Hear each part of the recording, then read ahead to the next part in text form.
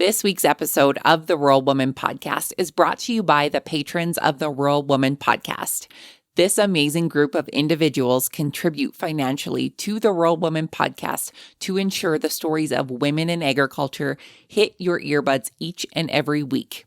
Want to join them in supporting the stories of women in agriculture while getting access to extended episodes, patron-only episodes, and other great perks? Head on over to wildrosefarmer.com to learn more about how you can become a patron through Patreon.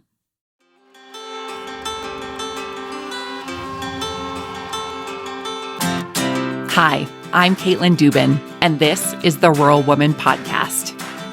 I'm a first-generation farmer who married into agriculture.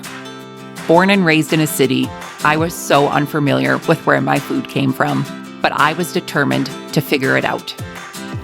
Through my journey into agriculture, I saw women who were strong but humble, often taking a back seat. To me, these women were leaders who deserved a seat at the table. I created the Rural Woman Podcast to share the voices of women in an industry whose stories often went untold. The rural entrepreneurs who live and breathe their work, full of grit and pride. We come here to share our stories, to be in community with each other, to be challenged and inspired, but most importantly, to be celebrated and to be heard. We may not all live, farm, ranch, or homestead the same, but we are all connected. We are rural women, and our stories are worthy of being told.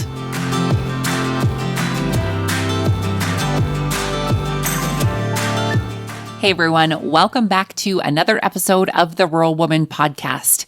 Today, you'll hear from me. This episode is our annual Ask Katelyn Anything, hosted by our friend of the podcast and my dear friend, Annabel Morgan, where I get to answer listener questions that are submitted either through Instagram, Facebook, or we do have a form up on the show notes page that is up 24/7 where you could submit your questions and we get to them in these Ask Katelyn Anything episodes. So it was really fun. This year we actually did this episode as a live show. We hosted it live over on Zoom, and we had a guest audience, which was really fun to do. And they got to see my background while I was recording, which happened to be on a little vacation that I got to take this winter after my speaking tour and after a long farming season. I got to put my feet up and get to chat with all of you. For the folks who would like to see the video portion of this interview, you can head on over to our Patreon where members get to view the full unedited version of this episode. And speaking of Patreon, I would like to give a warm welcome to our newest member, Taylor N, over on Patreon. Taylor is joining us at the Barn Brew Buddy tier, where she will get extended episodes as well as my solo show. Maybe you can relate directly to her listening platform of choice. So thank you so much, Taylor, for your support and all the other members over on Patreon who continue to support the show each and every month. Without further ado, my friends, let's get to this week's episode with me and our friend Annabel Morgan.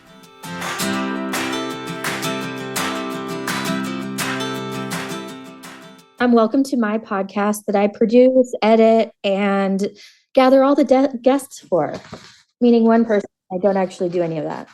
But my guest today is Katelyn, and we were asking her all the good questions. Thank you for being the host today. I think we've done this 4 times now, maybe 3. Back by demand, right? You are the only person they ask back by popular demand. It offends me. Well, I'm offended that I'm not in that actual, like on the patio with you on your holiday with the palm trees. So this is just a Zoom background, like one of those, the breeze in my hair is just an extra bonus. Okay. All right. We start with some questions. I guess so. We ready? Well, I don't agree with the first one. I should have probably read these first. Why aren't any of your cats named Annabelle? You don't want me to name anything Annabelle. Very true. That's why I don't name anything Annabelle, out of respect for you. Thank you. I appreciate it. I don't approve at all. Welcome. Okay, so let's answer.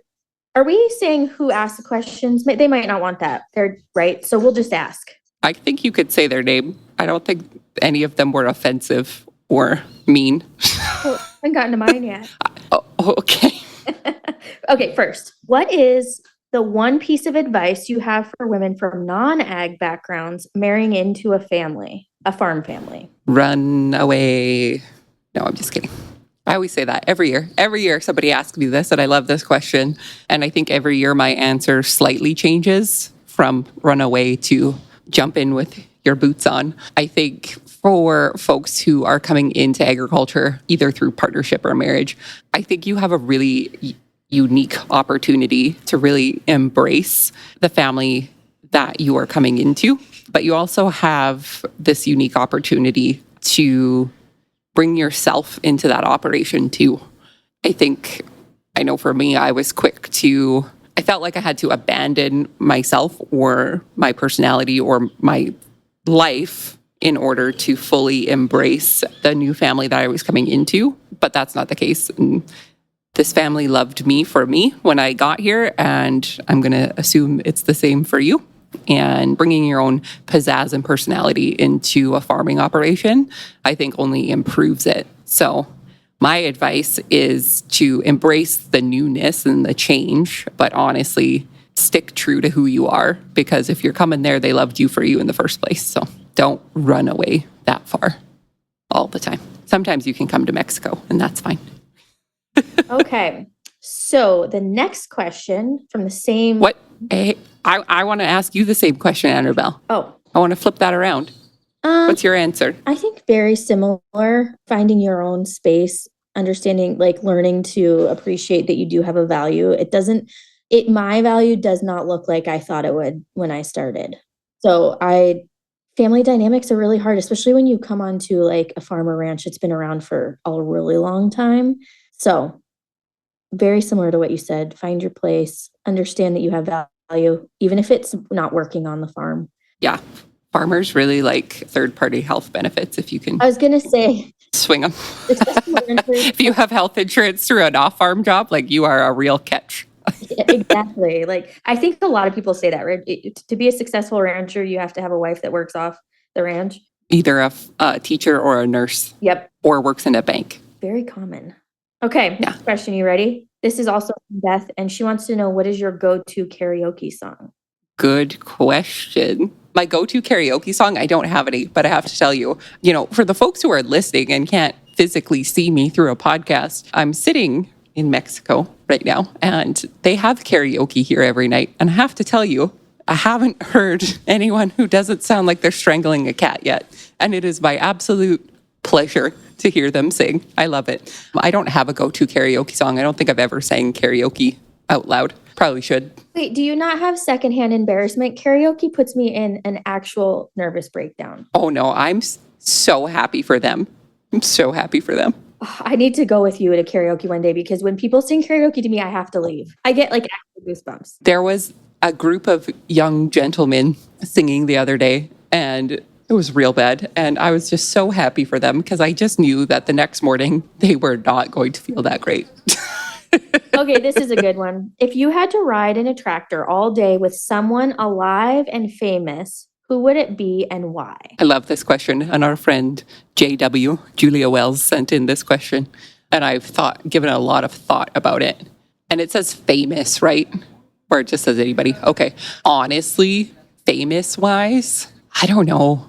Famous-wise, but I know somebody that I personally know that I think is famous in their own right is Baba. I want to ride in the tractor with Baba, which is Justin's Ukrainian grandmother. She's 97 this year. And I could just listen to that woman talk and talk and talk for hours because of the stories that she had to share and the things that she had to say. So for me, it would be an absolute honor and privilege to have Baba be able to sit in the tractor with me and get to see how the farm's grown since she emigrated here. And to see what her children and her grandson have built. So that's my answer. I say that I'm not starstruck by people, like famous people. I don't know. It's weird to me because on the flip side, when people come up to me and they feel, so you get like uncomfortable with the karaoke people. When people come up to me and like don't think I'm just a normal person, that's when I'm kind of like, oh my God, what am I supposed to do? Where am I supposed to put my hands? So that's my answer. I'd ride in the tractor with Baba. So mobility-wise, I don't think she could get in the tractor, but happy to go and visit her and sit with her anyways and hear her stories when she has to share them. So it's a good one. Who would you sit with? Do you guys even know me? The King of England. The Queen? Dad, it said it had to be a live person. I would 100% do the Queen first, but he's my second choice. For sure. Oh, I think the Queen would like to come to the ranch and see all your cows. Yeah, she loved cows. She loves cows.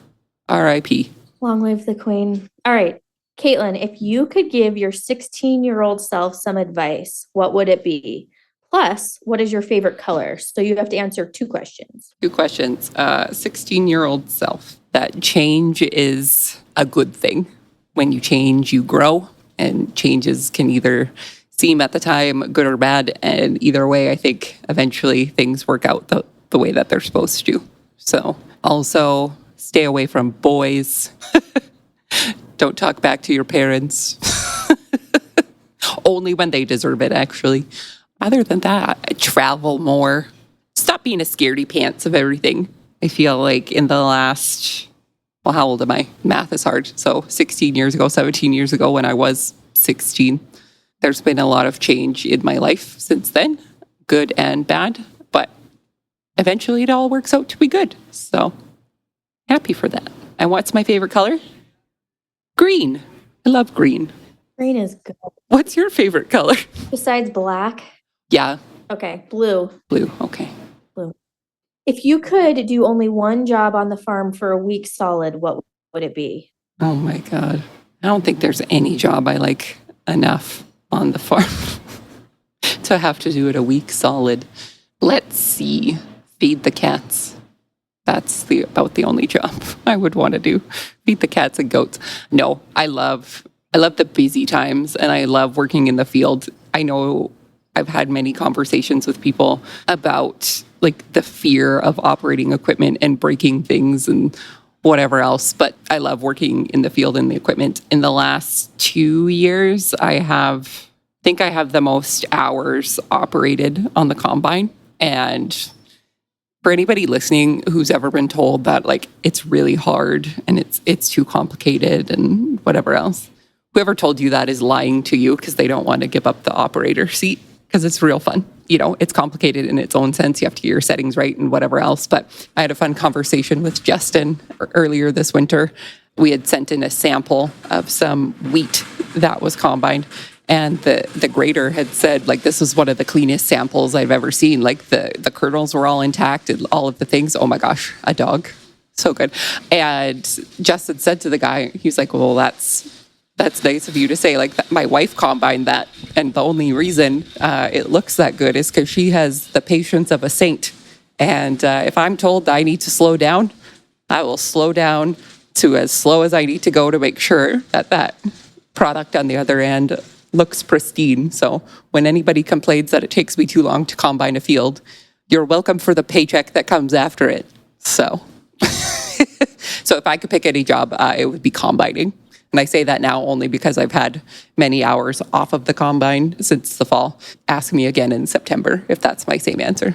So Billy wants to know how the goats are doing and if you plan to expand the herd. Oh my gosh. So I'm pretty sure Billy is local to me. And I don't know if Billy has this problem or if it's just a me problem. So the goats came on, like the girls, Kitty and Babs came on to the farm in 2021. I got them.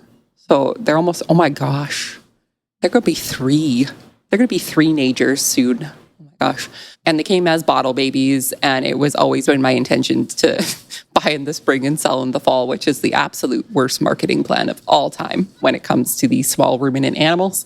But I didn't want to keep anything over winter because I am a fair-weathered farmer. and proud to admit that I hate the winter, I hate the snow. But once I gave them their first little bottle, I was like, these blessings are never going anywhere. And now these blessings are basically just glorified lawnmowers, because this year I didn't even try, honestly. Last year I tried real hard to find them a boyfriend, and they got ghosted multiple times. So these poor lonely ladies are just living their best life in the backyard and costing me all kinds of money and given no Fs, no fucks. So, but I would love to expand. But this year I didn't even try, honestly. Last year, between my speaking schedule and recording podcasts on the road and all of these things, I felt all sorts of burnout. So it wasn't even something that I considered this year. So no boyfriends for them. But Billy, if you're around and you know anybody who has a reliable man goat who would like to impregnate the kids, you let me know. So we're going to skip one and go to another just to add, because it's about Kevin. Is he getting a girlfriend? And I have been a big advocate for Kevin getting a friend, but so far, no luck. Yeah, it's been talked about. So honestly, if Kevin was to get a friend, probably be a brother for him, his bro. No, I have an alert set up on my phone for, it's like your guys' Craigslist. In Canada, it's Kijiji. I have an alert on my phone that comes up that says if a Bernese Mountain Dog is in my area that has been listed. And I have like alerts set if there's any of them that ever go to a shelter or anything like that. Because immediately, if it goes to a shelter, it's mine. Like, that's what I've already discussed. But no, Kevin has no definite plans of that. But to be fair, I told Justin that either we go on a vacation or Kevin gets a brother, and I'm on a vacation. So I think I might have to wait a little bit longer to ask for a new puppy. But he hasn't directly said no. TBD. To be decided. There's some right now that are about a 25-minute drive from the farm. Are those the ones? Yeah. Oh, they're so cute. Okay. They're real cute. Yeah. All right. So, pineapple on pizza, yes or no? Yeah. I like all pizza. All pizza to me is created equal, and especially if I don't have to cook it. So I'll eat it. I know the answer to the next question, and it kind of ties in, but if you could eat one food for the rest of your life, what would it be? Oh my gosh. Tacos. Tacos. Tacos would be it. Does everybody know like the white people taco night song? Yes. Because my friend Kim here, she doesn't. So I was trying to explain to her that I love tacos, but not all tacos are created equal. It's true. How many tacos have you had this week? Every day. Yeah, see? Sometimes twice a day. Heaven. I didn't have any tacos for breakfast, but there was, however, I shared this photo with you yesterday. There was a plate or a saucer that had said beef in its own juices, and that scared me a little. So I didn't eat any of that, but everything else is fair game. I'll eat it. Fair enough. I found that to be a strange offering, but hey. Like, if I could stay here and my job could be like to name the foods in the buffet, I think that would be a fun job. It's like naming paint colors. How do you choose the name of a paint color? I know, that's hard. Right. But I wouldn't put it in its own juices. What is your go-to guilty pleasure? Ooh. The family-friendly show, Annabelle, was my go-to guilty pleasure. I freaking love dogs. If I could watch dog videos online for days on end, I would. My favorite thing on the internet, I think the only reason I'm on the internet anymore is to watch the weekly, like, the dogs were good again this week. Here are our top 5. Recently, this winter, I have delved into my latest TV hyperfixation, which is the Real Housewives of wherever. So I've already made it through Beverly Hills. I'm working on Orange County. It's embarrassing to tell you, but there it is. No, those shows are amazing. If you don't have appreciation for that, whatever. It's amazing. Yep.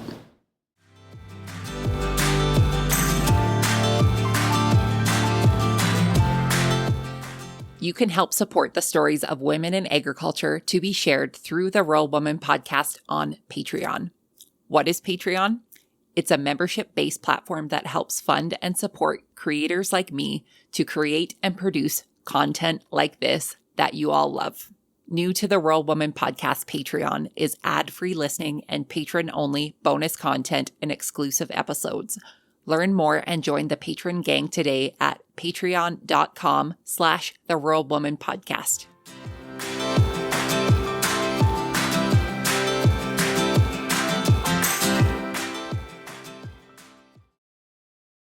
Tell us something we don't know about you. I'm double jointed? Gross, but show Is us. that... No, I will not. Is it like your hands or like... Yeah, my hands are double jointed. And sometimes don't you remember the drama of the double jointed hands? I posted a photo and somebody noticed. They're like, hey, no offense, but what's wrong with your hands? Yeah, that's right. I remember. Now I say this out loud, and the sleuths of the Rural Women Podcast will be deep diving into all of the photos and zooming in. No, I have double jointed hands. It's just a thing. I used to be real upset by it, but we're good. What else do you not know about me? I don't think it's a surprise, but like I'm an introvert. I don't extrovert all of the time. I don't get my energy from extroverting all the time, depending on what I'm doing. That's it. That's all I can think of. I knew both of those. Again. You knew both of those, Kim? Oh, man. Try again. I don't know, man. You should just let me answer this. No, you shouldn't. Having friends on here is a dangerous thing. All right, you ready for the next one? Sure. What is your favorite pet or animal on the farm? Kevin. Yeah. Full stop. But man, I love baby animals. I really love any animal. Except for the bad one. I don't like raccoons. Like those. But those are the worst animals on the farm. So where Katelyn is right now, there is a place where you can, I don't know if it's like an island or a bar or whatever. You know how it is, but The bar.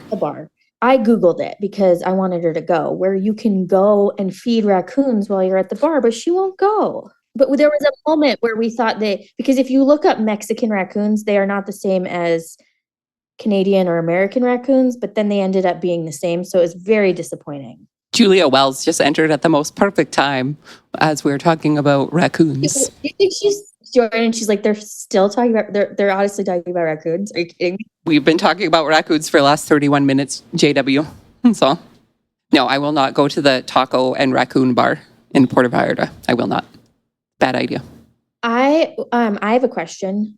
This past year, what has changed in your podcast? Like, what have your goals or what have you learned that has changed from the years before? Because if you listen, like it's kind of almost a little bit of a different vibe. And what makes you think that vibe has changed a bit? Tell me what you think the vibe has changed to. Well, I think it's grown and it's gotten more popular and you've gotten more popular. So obviously that's, but I don't know. I think your questions are different and you're more like mature in your podcasting, maybe in a good way.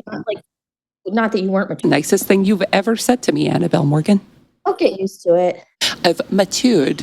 I think this might be a bad thing, but I also think it's a good thing. I'm tired. I'm real tired in a good way because, I understand the complexities of living on a farm and farm life and all of those things. So I think that can make me a bit more relatable to people that are listening who have lived a farmer's life longer than I have. But I had the opportunity recently to sit down at a round table with the government and share with them the complexities of what it is to be a woman in agriculture in a rural space. I was sitting down with about a dozen other women from all different sectors of food and ag. And just to hear them speak about the challenges that they face as women in this industry, as business owners, as mothers, as, so many different hats that we wear, it can be really exhausting to think about all of the things that we have to go through. And as a woman in agriculture myself, and as a business owner myself, as an entrepreneur, as somebody who has a team that I am responsible for, I have a lot of pressure. So you get a little tired. But one of the points that I made to the folks that we were speaking to at the round table, a trend that I've noticed since I've started and before I even started this, and when I got onto social media, women in agriculture have always been here. We will always be here. And women in agriculture are not a trend. Sometimes we're getting the coverage that we deserve, and then other times it's silent because we're not companies and organizations. They've already done that. They've already advertised for women in agriculture. They already shared their stories last year, so they've moved on to something else, whether it's sustainable or regenerative or whatever the buzzword is. But the point that I made was we're not a trend, and I think for me that's what's changed. I guess when I started, it was because selfishly I wanted to listen to a podcast about women in agriculture, and when there really wasn't one, that's when I was like, well, I guess I have to start one myself. And to get to the point where there was traction, you question yourself a lot to see like if this is worth it, if these stories are worth it. And now unequivocally they are worth it, and they have always been worth it. So the really roundabout answer is, what has changed? I'm tired, which that really isn't new, but I am more willing than ever to put in the work to get these stories out there, because I know how worthy they are, and I know the challenges that we face. And if I can share one person's story that changes one person's perspective, or that helps one person out, then I can go to bed happy at night. So hopefully it's changed for the better, and I'm not just a grumpy old lady behind a microphone. But Grumpy old lady. So that kind of answers the question that what keeps you coming back to the podcast room. Yeah. So we are going to ask, is Gardner Wild Rose Farmer coming back this season? I think so. I took a break last year. All I grew was garlic, which you don't have to do anything for. But yeah, I think so. I think I need to get my hands dirty in the soil. I didn't start one gosh darn seed, and that's okay, because I love to support my local greenhouses, and they do a bang up job with those starts. So yeah, nope. I think I'll dabble in the gardening scene a little bit. Okay, one more thing, and I know the answer to this. Dream animal to have on the farm if money was no object. You know this? I feel it. I don't think I know this. Oh, really? Okay. What do you think? I just feel like you would have like a little fluffy herd of pet cows that you've rescued from somewhere. Like the auction where I thought I rescued my other ones from? Well, I guess my dream animal, I would have Taco, like my cow. If I could be reunited with Taco, that would be majestic. No, I don't know. I think I would I'm good.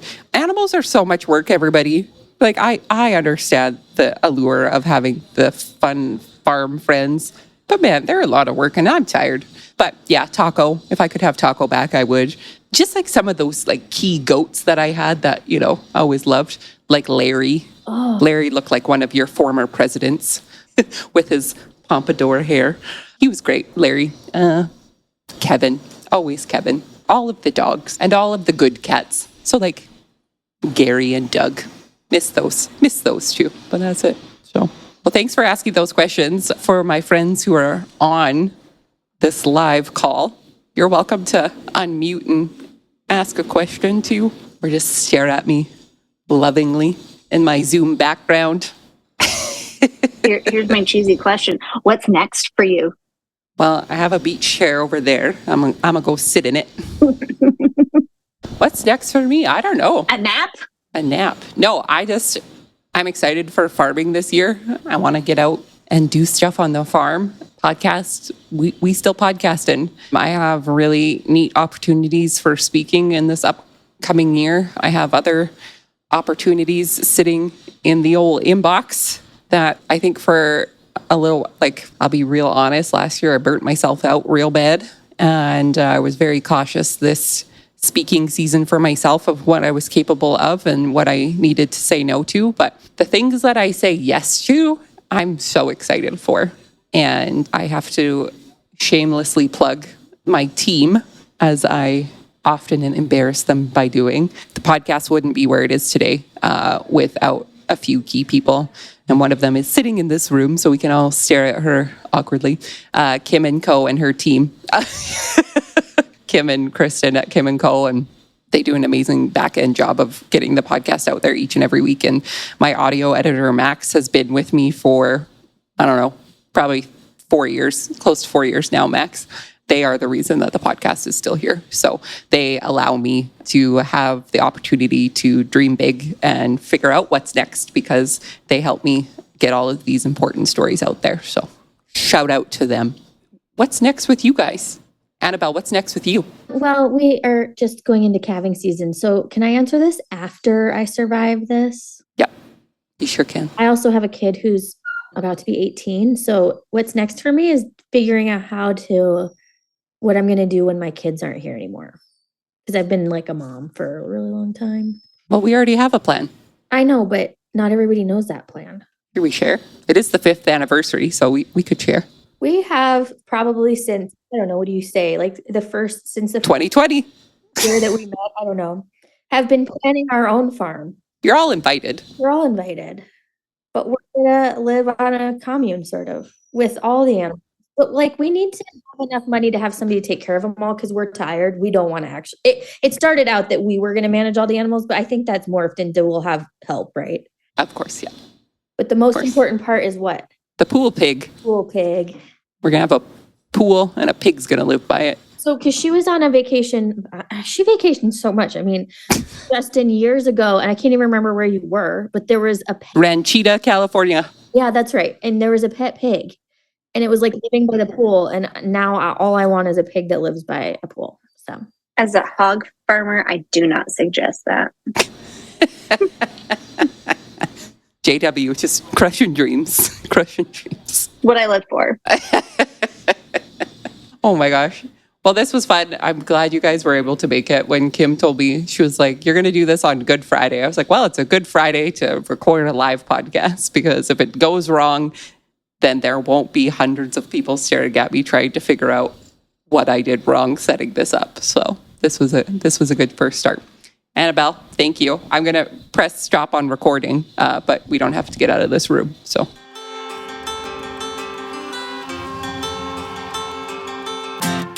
Thanks for listening to the Rural Woman Podcast. The Rural Woman Podcast is more than just a podcast. We are a community.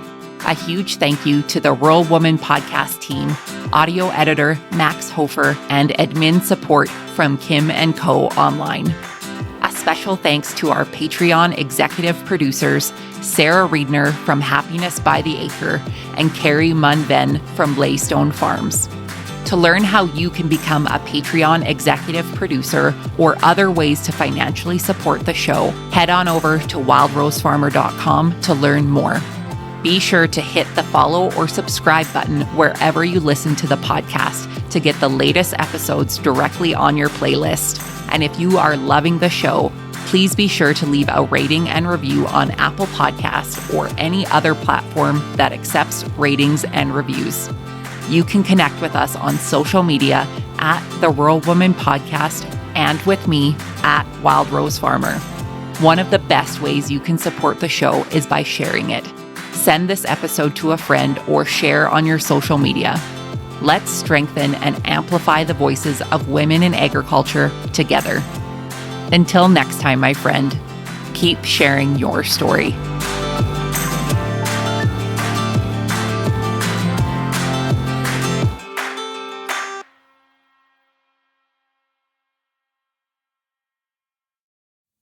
Did you know that you can get this same great episode of the Rural Woman Podcast ad-free? I get it. Listening to ads during a podcast isn't always my favorite either. But in order to keep the lights and coffee pot on here at the Rural Woman Podcast Studios, they are necessary.